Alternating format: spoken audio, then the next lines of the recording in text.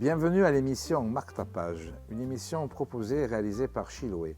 L'émission d'aujourd'hui va être consacrée au livre de Stanley Hauerwas. Je ne prononce peut-être pas son nom américain très comme il faut, mais j'ai un petit a priori avec la langue américaine. L'Amérique, Dieu et la guerre. Alors le personnage, l'écrivain, Stanley Hauerwas, H-A-U-E-R-W-A-S. C'est un théologien, un professeur de droit américain, spécialiste des questions d'éthique. Il enseigne à l'université Duke en Caroline du Nord. Il est célèbre pour son pacifisme radical. Il a été qualifié en 2001 par le Time de meilleur théologien des États-Unis. Seuls 3 de ses ouvrages ont été traduits jusqu'ici en français, et dont celui-ci, L'Amérique, Dieu et la guerre. Le fil conducteur de ce livre, c'est de nous appeler, il appelle les Américains, il appelle le peuple américain, il appelle ceux qui voudront bien lire son livre à abolir la guerre, comme on a aboli la peine de mort, comme on a aboli l'esclavage. Donc il y a du boulot, il y a du travail à faire. L'Amérique, Dieu et la guerre, réflexion théologique sur la violence et l'identité nationale. 15 ans. 15 ans et plus. Voici 15 ans et plus que l'Amérique est en guerre. Il est presque devenu difficile de se rappeler une époque où tel n'était pas le cas. La guerre froide, dont les apparences ont pu faire douter de sa réalité, a pourtant bel et bien été une guerre. Pour ceux d'entre nous qui sommes assez âgés pour nous en souvenir, elle semblait par certains côtés plus réelle que les guerres qui ont suivi le 11 septembre 2001. La guerre froide affectait la vie quotidienne des Américains, alors que les guerres menées après le 11 septembre l'ont été sans que la population américaine ait eu à consentir de sacrifices. Elles se poursuivent et nous poursuivons nos existences nous aussi. Et pourtant les gens meurent et des gens tuent. Ce sont de vraies guerres. Et j'ai l'impression, au fil des ans, puisque j'ai vécu ces 15 années auxquelles il fait allusion, j'ai l'impression qu'on s'est habitué à tout. On s'est habitué à tout, aux accidents de voiture, aux cancers, aux catastrophes naturelles, et on s'est habitué à la guerre. Tous les jours, on voit la guerre. Depuis la guerre du Golfe, tous les jours, on voit des images de guerre pour de vrai. On s'y habitue. Il n'y a plus de manif, il n'y a plus de réaction, il n'y a plus de colère. C'est devenu comme un état naturel du monde. La plupart des Américains ne semblent pas concernés par la réalité de ces guerres, désormais devenues des sortes de jeux vidéo.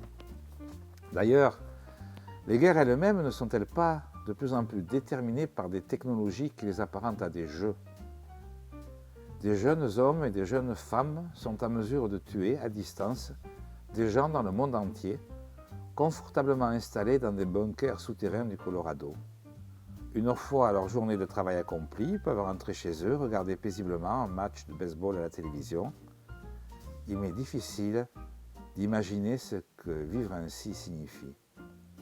Les guerres menées par l'Amérique depuis plus de 10 ans sont si distantes, si vagues, que leur réalité nous échappe.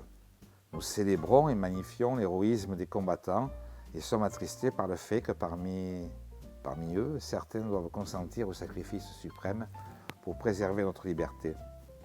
Toutefois, tous ces soldats qu'on honore ainsi ne se considèrent pas comme des héros. En effet, engagés dans les combats, ils voient les corps mutilés et les mères en deuil. Ces hommes et ces femmes comptent parmi ceux qui peinent à trouver un sens à la réalité de la guerre. Mon espoir est que ce livre soit une modeste contribution pour nous aider, chrétiens et non chrétiens, à nous confronter à la réalité de la guerre. J'écris en tant que chrétien engagé en faveur de la non-violence, mais j'espère que cet ouvrage sera une invitation à ceux qui ne partagent pas mes engagements, une invitation à me rejoindre dans une tentative de penser ce que pourrait être un monde sans guerre. Il est difficile de savoir que dire au regard des guerres actuelles, mais je m'efforce d'expliquer ce que signifie le fait d'être fidèle à l'Évangile. Ce livre, qui comme mes précédents a quelque chose d'exploratoire, vise à recadrer théologiquement notre manière de penser la guerre et ce faisant à nourrir la réflexion des lecteurs. et j'espère être parvenu à exprimer en partie ce qui demande à être dit si nous souhaitons trouver une alternative à ces 15 ans de guerre que nous venons de vivre. Le fil conducteur aussi de ce livre, c'est de souligner qu'aux États-Unis, la guerre, c'est quelque chose de naturel, c'est quelque chose de bien. Il n'y a pas de passé, ils n'ont pas un grand passé historique, les Américains. Donc faire une guerre d'indépendance, c'est bien, qui peut être contre une guerre d'indépendance. Faire une guerre de sécession pour abolir l'esclavage, qui peut être contre. Faire une guerre pour venir au secours de l'Angleterre et de la France en 14-18, qui peut être contre. Faire une seconde guerre mondiale pour sauver le monde du nazisme, qui peut être contre. Donc il y a une notion, il y a dans le livre de cet auteur américain, il va faire de larges citations de personnes qui ont pris position sur les guerres menées par les États-Unis et qui les ont justifiées et qui les justifient encore.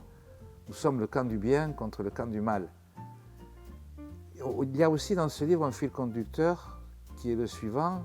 Beaucoup d'entre nous ici, nous avons entendu dire depuis que nous sommes enfants, si tu veux la paix, prépare la guerre. Et on prépare la guerre depuis les Romains, depuis le temps des Romains, on prépare la guerre et on prépare la guerre. Et à force de préparer la guerre, on n'a pas la paix, on a tout simplement la guerre. Et en plus, les guerres, à chaque fois qui surviennent, elles ont pour origine, pour source, les points litigieux, les points conflictuels non réglés de la guerre précédente. Mais revenons au livre L'Amérique, Dieu et la guerre. J'ai dédié ce livre au projet Ecclésia parce que bien qu'il constitue un groupe de gens bizarres, moi inclus, je le conçois comme une assemblée qui nous éclaire sur ce qui pourrait signifier pour les chrétiens le fait de s'aimer les uns les autres. Quand je me retourne sur ma vie, je me dis qu'elle est belle, je lui dois tant d'amis et lui en suis reconnaissant. Mais l'amour de Paula est ce que j'ai de plus cher. Voilà, donc c'est un livre, il l'a écrit parce qu'il pense qu'il faut écrire pour être lu. Bon, il sait que le chemin qu'il emprunte, il va pas soulever les foules. Il aura moins de monde que dans certains concerts ou devant un certain grand film, etc. Il est sur un sujet quand même assez particulier et il est pour, je le répète, l'abolition de la guerre. Comme on a aboli la peine de mort, comme on a aboli l'esclavage. Donc son livre a été enfin traduit en français. Voir l'Amérique et la guerre traduit en français, c'est pour moi une surprise dont je suis fier, ainsi qu'un léger motif d'inquiétude. C'est une surprise dans la mesure où le titre pourrait donner à penser que l'ouvrage s'adresse avant tout aux lecteurs américains. Il me plaît de croire que des arguments développés ici gardent leur pertinence en tout lieu et en tout temps. Mon espoir est donc que mes lecteurs francophones me renvoient à l'écho que suscite en eux mon argumentaire et sur quel aspect il leur semble que j'ai fait fausse route. Il fait partie de ces écrivains qui écrivent pour être lus et qui pensent que le retour des lecteurs, c'est important. Ils n'écrivent pas pour se faire plaisir, pour se faire un nom, pour se faire de l'argent. Ils écrivent pour être sur des idées, des valeurs, des choses qui leur tiennent à cœur, qu'ils veulent défendre et qu'ils veulent partager. Ils ne veulent pas vaincre, ils veulent convaincre. Ils voudraient un débat d'idées. On a l'impression aujourd'hui que tout est écrit d'avance, tout est dit d'avance, tout est montré d'avance. Voilà, il ne peut pas y avoir d'autre opinion que ce que nous donnent les chaînes de télévision, les grands médias, les grands journaux. C'est comme ça ne peut pas être autrement. On a eu cette impression déjà avec la première guerre du Golfe, la deuxième guerre du Golfe. On a à nouveau cette impression avec la guerre en Ukraine et en Russie. C'est comme ça, on ne peut pas faire autrement et ça ne sera pas autrement et ça sera comme ça. L'auteur de ce livre n'est pas dans cette démarche-là. Je suis un peu inquiet car j'ignore comment ce livre sera reçu en France. Si j'ai moi-même été influencé par un certain nombre d'intellectuels français, je ne raisonne pas dans les termes de ce qu'on peut appeler la tradition intellectuelle française. Il en découle que je demande sans doute beaucoup à mes lecteurs francophones, dans la mesure où, pour comprendre l'objectif que vise à atteindre ce livre, ils devront me lire d'une manière charitable.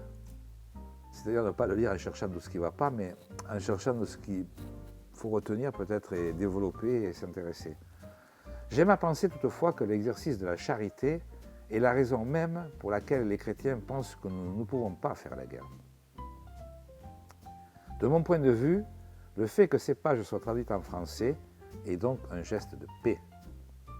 Et c'est un geste aussi de reconnaissance par rapport au travail qu'il a fourni. Il existe une autre raison qui me fait penser que ce livre sera lu autrement en France qu'en Amérique et qui tient à la manière dont la guerre est considérée en général en Europe et aux États-Unis.